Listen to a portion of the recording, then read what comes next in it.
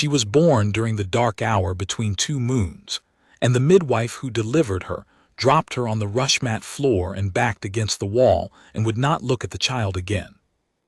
The village of Ashenvale sat in a valley the color of old iron, ringed by hills that caught the fog and held it all year like a man cupping water in his palms. It was a quiet place, or had been. It was the kind of place that kept its head down when the Vethkari came through, the kind of place that paid its tribute in grain and silence and asked for nothing in return except to be forgotten. For generations it had managed exactly that. Then Marin was born, and Ashenvale stopped being forgotten. The mark was not large. It covered the back of her left hand from wrist to knuckle, a branching pattern of silver-white scar tissue that pulsed faintly in low light, like something underneath the skin was breathing. The village herbalist, a woman who had been birthing children for 40 years and had seen most things, looked at it for a long time and said nothing. The herbalist's silence was worse than screaming would have been. The other women in the birth room left one by one.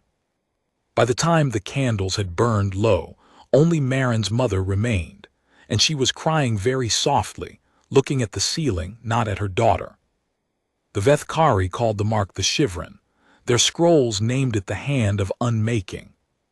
The last human to bear it, according to those same scrolls, had torn a hole in the sky over what was now the scoured flats and walked through it and was never found. That had been 400 years ago. The scrolls were not entirely clear on whether this was a warning or a boast. What the scrolls did not say, and what no one in Ashenvale had thought to ask, was what it felt like to be the child. She grew up at the edge of things, at the edge of the village market, watching from behind the dyer's cart while the other children played their kicking games in the dust, at the edge of the harvest tables, eating after everyone else had finished. At the edge of the firelight, close enough to feel the warmth, far enough that people could pretend she wasn't there. She learned early that she could choose her distance. If she stayed back, she was invisible, and invisible was better than what happened when people saw the mark. When they saw the mark, the women pulled their children close. When they saw the mark, the old men made the warding sign with their first 2 fingers. When they saw the mark, the young men who had been drinking said things she would not repeat, and some of them meant the things they said. She kept the hand wrapped in a strip of brown cloth when she went to market. It didn't fool anyone.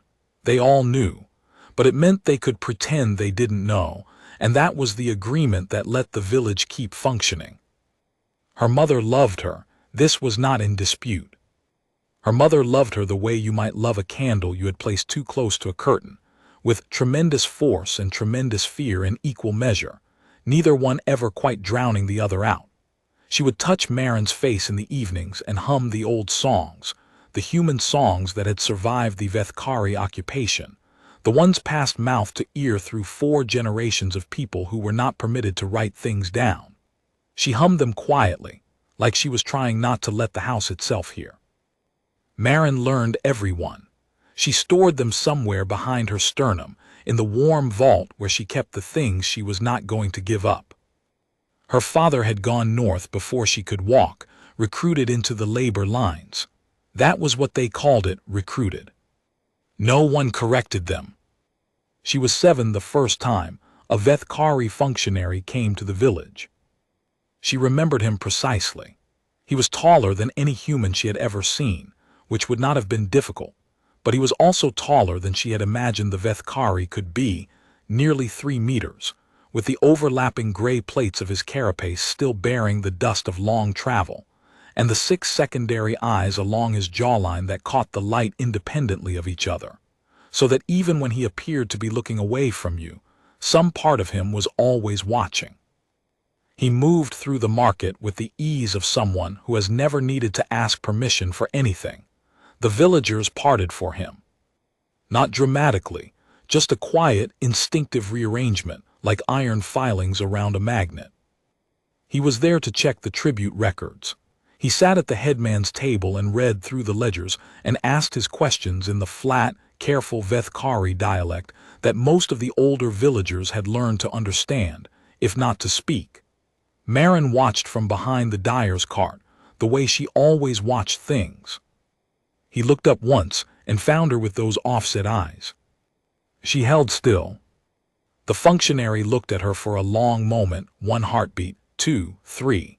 Then he went back to his ledgers. Later, she would understand that he had seen the mark and simply not known what to do with it. The Vethkari scrolls on the Shivrin were kept in the deep archives. Functionaries of his rank did not read them. He had felt something, an unease he would not have been able to name, and he had chosen the familiar comfort of the ledgers over the unfamiliar weight of that unease. This was the first time she understood that fear traveled in both directions. She didn't know what to do with that understanding yet. She filed it away in the vault alongside the songs. The years passed. She grew taller, though not as tall as the women in the eastern villages, where the soil was different. She learned to read from the village teacher, a thin man named Corval who had survived the original occupation, because the Vethkari had decided literate humans were more useful than illiterate ones, and then spent 40 years regretting that calculation. He taught her secretly, the way he taught all of them secretly. The Vethkari permitted reading of official documents and tribute records, but the old human literature was contraband. She read it anyway. She read it in the teacher's back room with the shutters closed and the stub of a candle between them, and the old stories went into her the way water goes into dry ground, all of it absorbed, none of it wasted. She was 12 when she found the birds. There was a stand of linden trees at the far edge of the valley, past the eastern field lines, where no one went because the Vethkari had marked it as a monitoring zone. She went there because she needed somewhere to go that wasn't the edge of something. The lindens were ancient and indifferent and did not care about the mark on her hand. The birds that nested in them were small and brown, and sang with a complexity that seemed out of proportion to their size, long cascading phrases that looped back on themselves and built into something that felt, if you listened long enough, almost structural, like it was saying something it had decided not to translate. She started going every morning. She learned the phrases, not intentionally. She was not the kind of girl who decided to learn things so much as the kind who simply could not stop paying attention. She absorbed the phrases the way she had absorbed the songs, until one morning she was walking back through the eastern field, and she hummed one of them under her breath without thinking, a rolling 3-note figure that climbed and then dropped, and the 3 sparrows on the fence post in front of her turned their heads in perfect unison and looked at her. She stopped humming. They kept looking.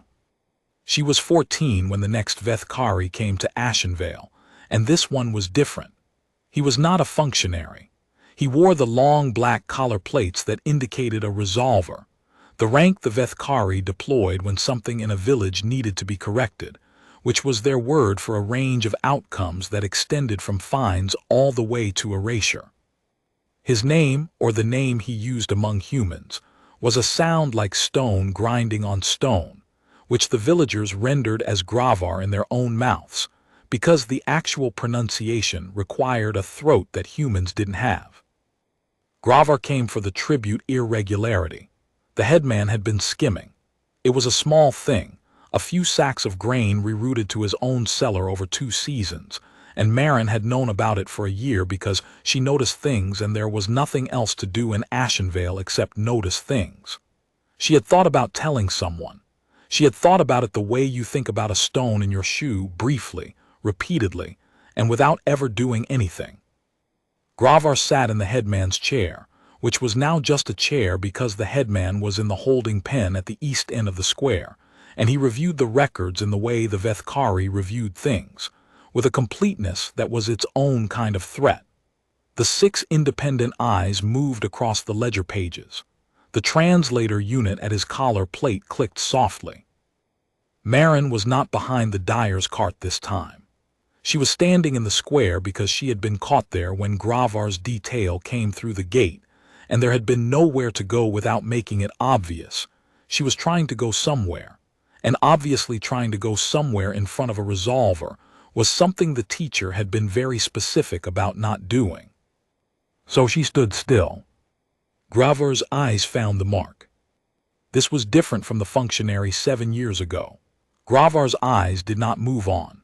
3 of the 6 independent eyes stayed on her hand. She watched him recognize it. It was not an expression, because the Vethkari face was not built for human expressions, but there was a stillness that came over him, a cessation of minor movement, the way a large animal goes still when it has located something and is deciding what to think about it. He spoke to his adjutant in rapid Vethkari. The adjutant responded. Gravar spoke again, shorter this time. The adjutant crossed the square and stopped in front of her, and looked at her with the expression of a man doing a job he hadn't expected to do that morning. "The resolver wishes to speak with the marked one," the adjutant said in the valley dialect, with the slightly flattened vowels of someone who had learned it from a tablet rather than from a person. The square was very quiet. Marin could feel every person in it looking at her with the look she knew, the one that said, "We are watching to see what happens to you, and we are glad it is happening to you and not to us, and we are not proud of being glad, but we are." She walked across the square to the headman's chair. Gravar looked at her for a long time. Then he said through the translator, "You are not afraid." It wasn't a question. It had the quality of an observation that had confused him and which he was reporting to himself out loud. "I have been feared since I was born," Marin said. "It doesn't leave much room to be afraid of other people doing it." The translator clicked. There was a pause, then Gravar said, "Explain." So she explained. She told him about the midwife who dropped her on the floor. She told him about the edge of things, the market, the harvest tables, the firelight. She told him about the brown cloth wrapping that everyone saw through and everyone pretended not to. She told him about the functionary who had looked at her and gone back to his ledgers. She told it without heat. It was not a complaint.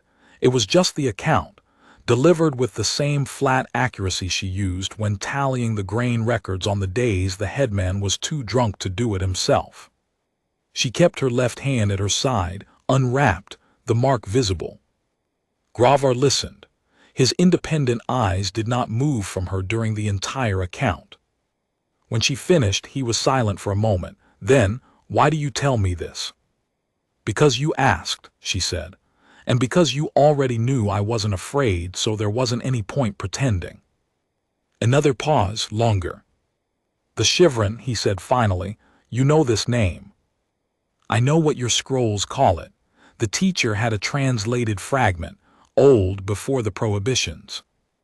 The last bearer of the Shivran destroyed a province. The scrolls are not clear on whether that was intentional." Gravar made a sound. It took her a moment to understand that it was the closest the Vethkari got to a surprised laugh, a rapid, percussive exhalation through the secondary breathing slits along his jaw. "You have read our scrolls," he said. "A fragment. The teacher was careful about what he kept." Gravar was quiet for a while. The square remained very still around them. Somewhere behind her, she could hear the headman shifting in the holding pen, the sound of a frightened man who had thought this morning would be entirely about him and was discovering it was not. "You will come to the regional seat," Gravar said finally.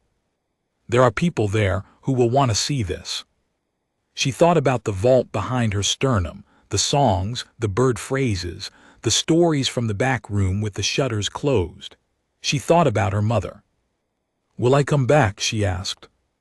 Gravar considered this with the seriousness it deserved. "That will depend on what they find." "Then I need to say goodbye to my mother first," she said. He gave her 2 hours. She was back in 1.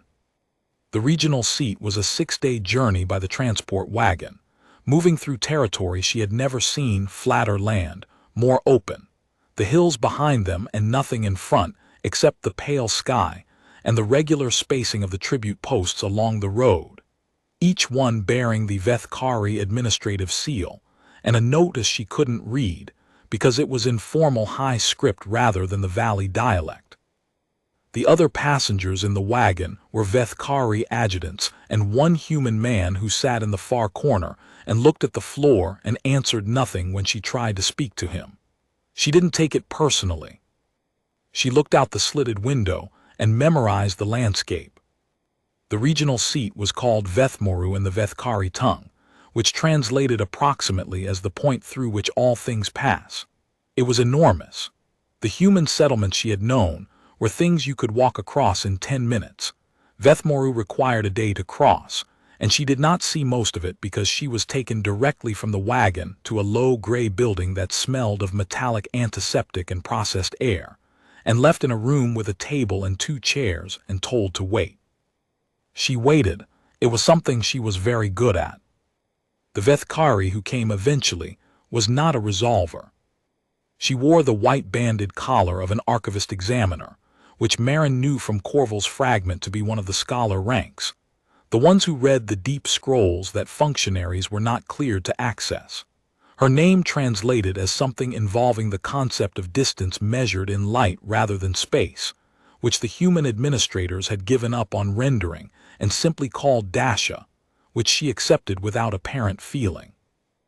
Dasha sat across the table and looked at the mark for a long time without speaking. Then she produced a small flat instrument and ran it slowly above Marin's hand without touching the skin. The instrument made sounds. Dasha watched the readout. She ran it again. Then she set it down and looked at Marin's face. "You understand what you carry," Dasha said. "I understand what your scrolls say about it. I don't know if I understand what it actually is." "What your scrolls say about it," Dasha repeated. Her translator was better calibrated than Gravar's. The human speech that came out had texture to it, the rhythms of someone who had spent time studying the language rather than simply installing a functional version. "You think of them as yours." "I think of everything in our language as ours," Marin said. "It seems like the correct way to think about it." Dasha looked at her with the six-eyed stillness that Marin was beginning to read as the Vethkari version of being struck by something unexpected. "Are you afraid of me?" Dasha asked. Marin looked at the mark on her hand.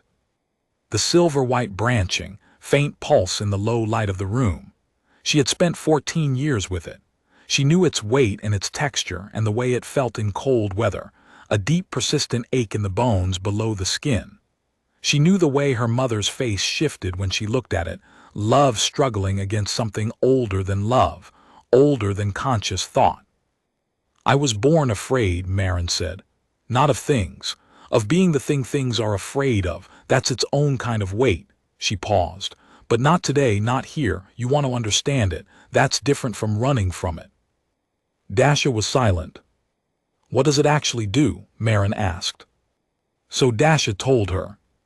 The Shivrin was not a curse, though the human-occupied territories had translated it that way for centuries, because curse was the closest concept available in the valley dialects and in the formal trading tongue, and in most of the regional languages that had survived the occupation. What it actually was, in the Vethkari understanding, was a resonance marker, a point where the field properties of a particular lineage had crystallized in a way that created interference patterns in the Vethkari energy distribution systems. The great weapon platforms that held the occupation in place ran on those systems. The tribute infrastructure, the monitoring arrays along the roads and at the edge of every village. All of it dependent on a field geometry that the Shivrin, in theory, and demonstrably in the historical record, could disrupt. The province that had burned 400 years ago had not been intentional. The archivist examiners had established this much. The bearer of the previous Shivrin had stumbled into a power relay installation without knowing what it was, and the interaction had been catastrophic. The hole in the sky was a real thing. The scoured flats were real. What had happened to the bearer afterward was still unclear, because the monitoring systems in that sector had all ceased to function at the same moment, and the records from the human settlements nearby were in a dialect that had since gone extinct. What this meant, in the plain terms that Dasha delivered with a scholar's flat precision, was that Marin was the most dangerous human currently alive in the occupied territories.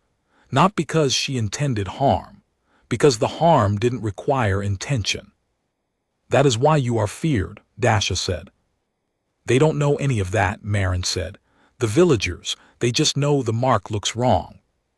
Fear does not require understanding. It requires only the correct signal. Marin thought about that. "What do you want to do with me?" "Study you," Dasha said. "Document the resonance patterns, understand them." "And then?" Dasha paused. "That is a question for the conclave. I am an archivist examiner. I study. What is done with what I study is beyond my rank. But you have opinions about it." Another pause, longer. "I have observed," Dasha said carefully, "that in 400 years the Vethkari have not produced a stable theory of the Shivran. We have produced fear and prohibition, and a great deal of very thorough documentation of what it destroys. We have not produced an understanding of what it is." She looked at the mark. "You are the first bearer I have been permitted to speak with at length. What did you do with the ones before me?" Dasha did not answer. Marin sat with that for a moment. "Then I'll cooperate," she said, "on one condition." Dasha's independent eyes moved. "You are not in a position to set conditions." "No," Marin agreed. "But you need me cooperative to study me properly, and you know it, or you'd have just sedated me in the transport wagon. You're a scholar. You want the data undistorted." She met the six-eyed gaze without flinching. "My condition is my mother. She doesn't get touched. No tribute pressure, no resolver visits, nothing. She lives out her years in Ashenvale with a full grain allocation and no one at her door." Dasha was very still. "You can get that," Marin said. "I'm worth enough to the conclave for you to get that." After a long moment, Dasha said, "I will attempt it." "Good," Marin said. And then she smiled, not the practiced invisible smile of someone who has learned to be small, but the real one, the one she saved, the one that had nowhere to go in Ashenvale because there was never anyone to aim it at. "Then let's start." The months that followed were the strangest of her life, and her life had not been short on strangeness. Dasha's examination rooms were underground, in the oldest section of the Vethmoru facility, where the walls were faced with a dark stone she later learned had been quarried from a place that no longer existed.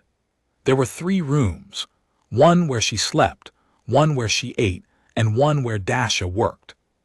The working room was full of instruments she didn't have names for, which hummed and clicked and occasionally produced faint light in spectra she couldn't quite see. She was not confined. The door to the outside corridor was unlocked.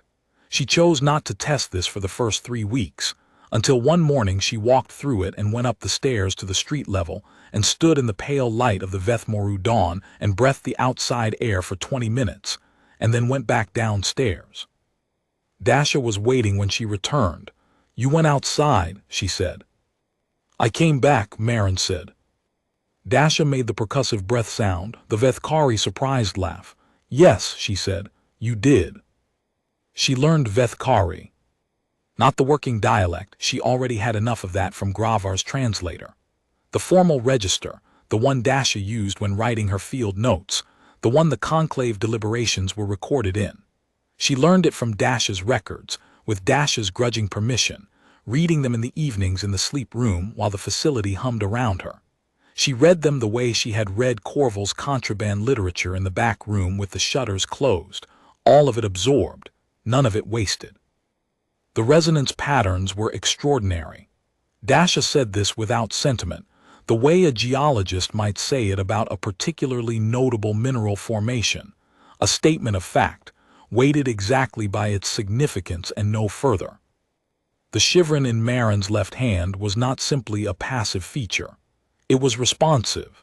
It reacted to the proximity of the energy field infrastructure, the way a tuning fork reacts to sound, not randomly, not violently, but in precise and patterned ways that Dasha had spent 4 months documenting and still not fully mapped. When Marin moved through the facility toward the deep power relays in the lower levels, the mark's interference patterns shifted in ways that disrupted the relay calibration by measurable degrees. Not catastrophically, precisely. You could dial it, Dasha said, one evening as much to herself as to Marin. I don't know what that means, Marin said. The previous bearer, the one 400 years ago, she did not dial it. She was unprepared, unaware, and the result was total. Dasha set down her instrument. You are aware, and you are, she paused, searching for the word patient. I've had a lot of practice being patient, Marin said. If you understood the interference patterns, truly understood them, you could potentially modulate the effect, not destroy, disrupt, specific, targeted disruption. Dasha's 6 eyes all moved to the mark. This is theoretical. Everything is theoretical until it isn't, Marin said. Dasha made the breath sound again. It was in the 8th month that the conclave sent its arbiter. He arrived with 4 escort troops and the air of a man who had not expected to have to come personally, and was managing his annoyance with professional discipline. He was older than Dasha, older than any Vethkari she had seen, and his carapace plates had the slightly weathered quality of age, the edges worn smooth. His name translated into something that approximated as the weight of accumulated decisions, and the human administrators at the regional seat called him Vard. Vard did not sit across a table from her. He stood in the doorway of Dasha's working room and looked at Marin with the kind of look that has already made a decision and is simply confirming it. The conclave's assessment, he said, is termination. Dasha was very still. Marin was also very still. I see, she said. You are an unacceptable risk variable. The Shivran in a state of documented awareness is more dangerous than in a state of ignorance. You have been permitted to learn too much.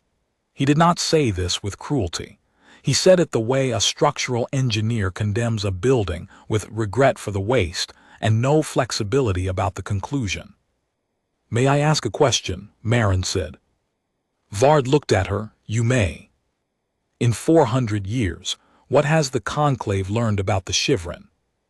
Silence. You've documented the destruction, she said. Dasha told me that. You have very thorough records of what it can do when it's uncontrolled and the bearer doesn't know what they're carrying. But you don't have a theory. You don't have an understanding. You have fear and prohibition. She looked at the mark. And in 8 months, Dasha has more working data on the actual resonance mechanics than your archives have accumulated in 4 centuries. Because I cooperated. Because I'm aware. Because you were willing to study instead of just being afraid. Vard did not move. Termination ends that, she said. Termination gives you the same data you've been not accumulating for 400 years. More prohibition. More fear. And the next Shivran bearer, because there will be one, your own archives show the recurrence pattern, will be equally unaware, equally unprepared, and you will be equally unprepared for them.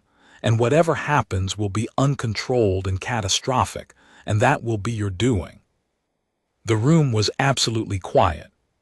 She was 14 years old and she was standing in the lowest room of a Vethkari facility under an occupied city, and the weight of the decision in front of her was the largest thing she had ever felt, larger than the mark, larger than the years of being the edge of things. She held herself as still as she had held herself in the village square when Gravar's eyes found her. Visible, not running. You are afraid of me, she said. I understand that. I've been making people afraid since the day I was born. But afraid and correct are not the same thing, and you know that, or you wouldn't have sent Dasha, and you wouldn't have left the door unlocked, and you wouldn't be standing in the doorway instead of sending the escort troops in first. She looked directly at Vard, not at the 6 independent eyes, but at the space above the collar plates where the primary visual cortex translated input into thought. I'm not the danger. Ignorance is the danger. You've been proving that for 400 years. Vard was motionless. Then he looked at Dasha. Dasha said nothing. She was watching him with the same quality of attention she brought to her instruments. He looked back at Marin. She was humming. She hadn't decided to hum. It was the kind of thing she did when she needed to hold the vault open, to stay connected to the part of herself that the years at the edge of things had not managed to get at. It was one of her mother's songs, the old human ones that had survived the occupation, because no one had thought to prohibit the mouths of frightened women singing to their children in the dark. 3 notes, a rolling figure that climbed and then dropped. Vard looked at her hand. The mark was pulsing, slow, rhythmic, in time with the hum, the silver-white branching perfectly visible in the low underground light. It took him a long time. "This is not my authority alone," he said finally. "The conclave will convene." "When?" "A month, possibly more." "Then I'll be here," she said. "Cooperating." He left. The escort troops went with him. The door to the outside corridor remained unlocked. Marin sat down in the examination chair and let out a breath she had been holding for a very long time. Dasha crossed the room and stood beside her for a moment. Then she did something Marin had not expected. She placed one long-fingered hand, palm plates warm, slightly textured, on Marin's shoulder. Not a grip, just a presence. "That was," Dasha said carefully, "a remarkable piece of logic." "It wasn't logic," Marin said. "It was desperation dressed up as logic." "In my experience," Dasha said, "those are frequently indistinguishable." The conclave convened 6 weeks later. Marin was not present for most of it. She spent those 6 weeks in the working room, in the sleep room, in the corridor, on the street above in the pale Vethmoru dawn, breathing the outside air. She spent them learning the formal Vethkari register more thoroughly than Dasha had expected, reading the archived resonance notes, adding her own observations in a small notebook Dasha had given her because Marin had asked, and Dasha had concluded that a 14-year-old girl with the Shivrin keeping field notes on her own resonance patterns was the most useful thing that had happened in the facility in 400 years. She spent them humming her mother's songs in the low light of the underground rooms, while the mark pulsed in 3-note time, and the instruments recorded things they had never recorded before. The conclave's decision, when it came, was not termination. It was not exactly freedom. The Vethkari were not given to simple reversals.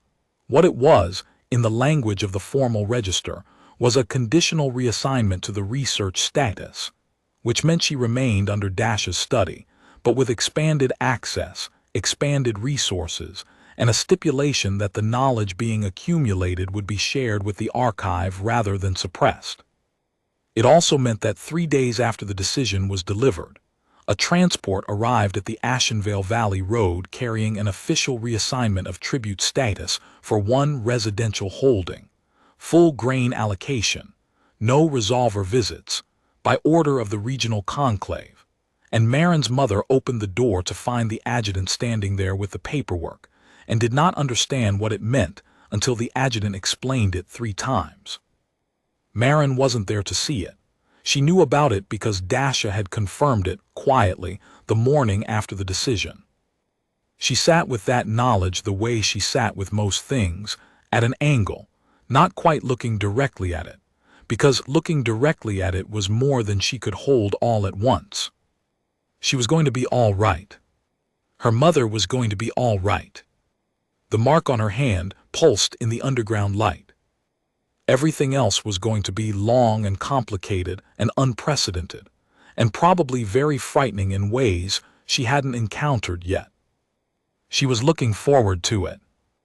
The years that followed were hard in the way that true things are hard, not cruel, not grinding, but relentlessly demanding, requiring a precision of attention she had to learn to sustain in a body that was still growing, in a mind that was rebuilding itself around new knowledge the way a tree grows around a wire that was once wrapped around its trunk. The resonance work with Dasha moved from documentation into something that did not have a word in either language, A collaboration between a Vethkari scholar who had dedicated her life to a question and a human girl who was the answer to it. And the space between them was not warm exactly, but it was real, which was its own kind of warmth. She learned things that made her feel very small, and then she learned things that made the small feeling manageable, and then she learned things that made her understand that small and large were not actually opposites. The mark taught her, gradually, its own grammar. It was not a language. She was careful not to romanticize it, because romanticism was a failure mode Corval had warned her about in the contraband literature, the way stories collapse into wish rather than truth when you stop paying attention. But it was a system, and systems had grammars, and she was very good at systems. The interference patterns had structure. The structure was legible, if you were patient, and if you were the one wearing the mark, and if you were willing to sit in the working room for hours with the instruments running while Dasha recorded, and you paid attention to nothing except the precise quality of the feeling in your hand. She was 15, she was 16, she was 17. The first time she intentionally modulated a relay array, not disrupting it, just deflecting its output by a measurable degree in a measurable direction. The way you deflect water with a flat rock in a stream, she cried. She hadn't expected to cry. Dasha saw this and said nothing, which was the correct response. It's not the size of it, Marin said when she had gotten herself together. It's that I can feel it as something that belongs to me, not a curse, a tool. A very large tool, Dasha said. Still mine, Marin said. She was 18 when the incident at the Northern Array happened, and that was when everything changed again. The Northern Array was the central infrastructure node for the occupation's energy field grid in the upper territories. 12 interconnected relay towers spanning 300 kilometers of open steppe, the cornerstone of Vethkari administrative control over a population of nearly 2 million humans. When it failed, which had happened twice in 400 years and both times for mechanical reasons, the entire northern governance structure ran on emergency reserves for weeks while repair crews worked around the clock. When it failed the third time, it failed because Marin was 2 kilometers from the central tower, and the Vethkari military contractor who had been skimming from the infrastructure maintenance budget for 6 years had let the shielding degrade to the point where even the passive resonance from the mark, just walking nearby, not doing anything, not even paying attention, was enough to interact with the compromised field geometry in ways the contractor had not modeled and the conclave had not anticipated. The failure took 11 seconds. In 11 seconds, 300 kilometers of relay infrastructure went dark. The human settlements in the northern territories had 2 weeks before the emergency reserves ran out, and the Vethkari enforcement systems came back online. Those 2 weeks were, she would think about this for years afterward, the strange fragile gift of it, the first period of genuine unmonitored daily life those settlements had experienced in 4 generations. People met their neighbors across administrative boundaries that did not, for 2 weeks, have teeth. Old songs got sung at full volume. Old names got spoken. Children ran in the tribute roads without their parents' fear following them like shadows. She was not there to see any of it. She was in the Vethmoru facility in a room with Vard and 6 conclave representatives, and Dasha, and the knowledge that what had just happened was either the end of her story or the beginning of a very different one. This was unintentional, Dasha said. She said it first, before anyone else could frame it otherwise, and she said it with the flat authority of someone who had spent 4 years documenting exactly what the Shivrin did and did not do under various conditions, and was not going to allow the record to be mischaracterized. Unintentional, Vard said. Unintentional, Marin confirmed. She showed them the field notes. She showed them the degraded shielding assessments that the contractor had filed and the conclave's own maintenance review board had signed off on, and that bore exactly 0 relationship to the actual state of the infrastructure. She showed them the resonance logs from the day of the failure, time-stamped and unedited, showing the passive baseline output of the mark with no modulation, no intentional engagement, just a girl walking near a building she hadn't known was critically compromised. She had learned, in 4 years of the research status, how to present evidence. The room was very quiet. "The array can be repaired," one of the conclave representatives said, "with adequate maintenance resources and accurate assessment this time." "Yes," Marin said, "it can." "The question," Vard said slowly, "is what we do with the information about why it failed." Marin looked at him. He was older than he had been the day he stood in the doorway and said the word termination.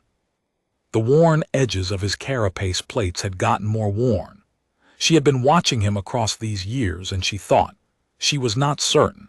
The Vethkari emotional register was still not fully legible to her, probably never would be, that the weight of accumulated decisions he carried had gotten heavier. "You could say it was mechanical failure," she said. "Again, the contractor provides cover. Nobody has to explain the Shivrin to anyone. The settlements go back to monitoring in 2 weeks, and the northern territories go back to normal, and nobody's administration suffers." She paused. "And the infrastructure continues to degrade, and the maintenance contractor continues to skim. And the next time I walk near a compromised relay, I still won't know it's compromised, because that information still won't be shared." "Or," she said. "Or," Vard said. "You use the actual failure report. You acknowledge what the Shivrin does, which means acknowledging that it's documented and understood, and not the unknowable terror it's been categorized as for 4 centuries, which means the human population of the Northern Territories stops being monitored by infrastructure that might kill them on a bad day, which means a negotiation, which means a change." She looked around the room. "That is harder. I know it's harder. It requires the conclave to revise 400 years of administrative policy, and it requires human leaders I haven't met to trust a process that hasn't given them much reason for trust. It might not work. It might take a long time." She paused. "But the current system is already working badly and getting worse. You know this. I have been reading your maintenance records for 4 years. Vard looked at her for a long time. "You are very unlike what we expected," he said. "You expected the province destroyer," she said. "The uncontrolled force, the thing you couldn't understand, so you decided to fear." She lifted her left hand, the mark visible, pulsing slowly in the room's light. "I'm just a girl who grew up at the edge of things and paid very close attention." The negotiation took 8 months. It was difficult in every way that things which change structures are difficult, slow, bureaucratically painful, full of reversals and recalculations and nights when it seemed more likely to fail than to succeed. She was 19 years old, and she sat across more tables in those 8 months than she had in the rest of her life combined. And she said things she did not always believe and believed things she could not always say. And she made mistakes and was made to feel them. And she learned that learning from mistakes felt almost exactly like the mark felt in cold weather. A deep, persistent ache in the bones below the skin that did not go away, but that you could, with practice, learn to work around. Dasha was beside her for most of it, not speaking, just present, a presence. She thought about that sometimes, the way presence worked even without words. The way her mother had stood at the edge of the firelight all those years ago, close enough to be seen, far enough to give Marin room, and how that had been its own kind of fierce love. She thought about the teacher in the back room with the shutters closed, passing the old stories across the stub of a candle. She thought about the birds in the linden trees, turning their heads in unison at 3 notes she hadn't even meant to sing. She thought about what it meant to be the thing at the edge of things, and how the edge was not the same as the outside, and how long she had been confusing the two. The final agreement was not a liberation. It was not a dramatic reversal of 400 years of occupation in a single document. It was smaller and more durable than that. a set of terms that acknowledged the Shivran as a documented phenomenon rather than an incomprehensible threat, that committed the conclave to infrastructure maintenance standards that would be audited by a joint human-Vethkari review body, that established a protected zone around Marin's continued research work, and that, buried in the 37th clause, amended the tribute status of the Ashenvale Valley to a voluntary contribution agreement. She read that clause 4 times. Then she set the document down and looked at the ceiling for a while. Dasha watched her. "You are thinking of your mother," she said. "Yes," Marin said. "It is a small thing in the scope of what was negotiated today." "It is the whole thing," Marin said. "Everything else is the shape around it." She was allowed to go home. That was in the terms too, not specified, not formally structured, just a quiet agreement in the margins of the 38th clause. She was allowed to return to Ashenvale for 30 days in every year, civilian status, no escort, no monitoring. She walked the 6 days back. She could have taken a transport. She chose not to. The valley came into view on the morning of the 6th day, the hills still catching the fog, the low iron-colored farmland rolling down toward the cluster of buildings at the center where the smoke was already rising from the morning fires. She stood at the top of the eastern ridge and looked at it for a while. The linden trees were still there, at the far edge of the valley. She could see them from here. She walked down. Her mother was at the door before Marin had crossed the outer field line. She did not know how her mother had known, perhaps someone on the road, perhaps just the particular quality of light on that particular morning, perhaps the 37 clause and the amended tribute status and the knock of an adjutant's knuckles on the door 6 months ago had made its way, eventually, into a mother's bones. She was older than Marin remembered, smaller. Her hair had gone mostly white. She stood in the doorway and she looked at her daughter, and she did not make the warding sign, and she did not pull back, and she did not say anything at all. She opened her arms. Marin walked into them. They stood there for a long time, in the doorway of the small house in the valley that caught the fog. Her mother smelled the same, wood smoke and dried herbs and something underneath that had no name, the particular human smell of a person you have loved since before you understood what loving was.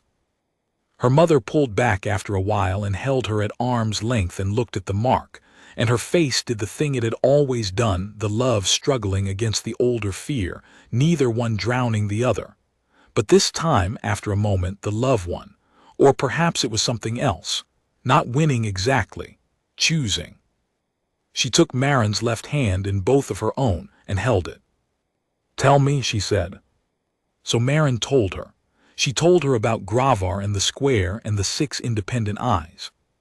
She told her about Dasha and the underground rooms and the door that was always unlocked. She told her about the resonance patterns and the 3-note hum, and the 11 seconds in which a 300-kilometer infrastructure went dark, and 2 million people had 2 weeks of unmonitored sky. She told her about the negotiations and the 37th clause and what she had asked for and what she had gotten. She told it straight through, without stopping, the way you tell something when you've been holding it a long time and finally have somewhere to put it. Her mother listened. Outside the doorway, the morning light came down into the valley through the fog, the particular pale gold of early autumn that had always made this place look, in certain angles of light, like something that might once have been beautiful and might be again. A sparrow landed on the fence post at the edge of the yard and sat there. Marin finished. She was quiet for a moment. Then she hummed, involuntarily, the 3-note phrase, the climbing, dropping figure, the one from the linden trees, the one she had hummed in Vard's presence in the lowest room of the facility in Vethmoru. The sparrow on the fence post turned its head. Her mother felt the mark pulse beneath her hands and did not let go. "I always knew," her mother said, "that it was not a curse." "It took me a while," Marin said. "You were 14, her mother said. "Give yourself some credit." Marin laughed. It was the first time in a long time that she had laughed without examining it first to make sure it was appropriate. It came out loud and a little rough-edged, like something that had been stored in the vault too long and needed airing. Her mother laughed too. The sparrow watched them both, its head still cocked, the morning light coming through the valley fog in long pale bars, touching the old houses and the linden trees and the road to the eastern ridge, and the fence post where the sparrow sat, and the doorway where a mother and daughter were laughing together in the particular key of people who have survived something they were not supposed to survive. The mark on her hand pulsed slowly, rhythmically, like something breathing. She was 19 years old and feared by many, and understood by few, and she had walked through 400 years of the Vethkari's most ancient terror, and come out the other side not because she was invulnerable or exceptional or chosen in any mystical sense, but because she had been raised at the edge of things, and edges, if you paid very close attention, were not the same as endings. She was going back to the working room in 6 weeks. She had more to learn. But first she was going to sit in her mother's house and eat a proper meal and go out to the linden trees in the morning and listen to the birds. And she was going to let all of it be enough for a while, just this. Just the valley and the fog and the old songs and the warmth of a place that had been afraid of her for 14 years and was, slowly, learning something different. The sparrow on the fence post sang 3 notes, climbing, dropping, returning. She sang them back.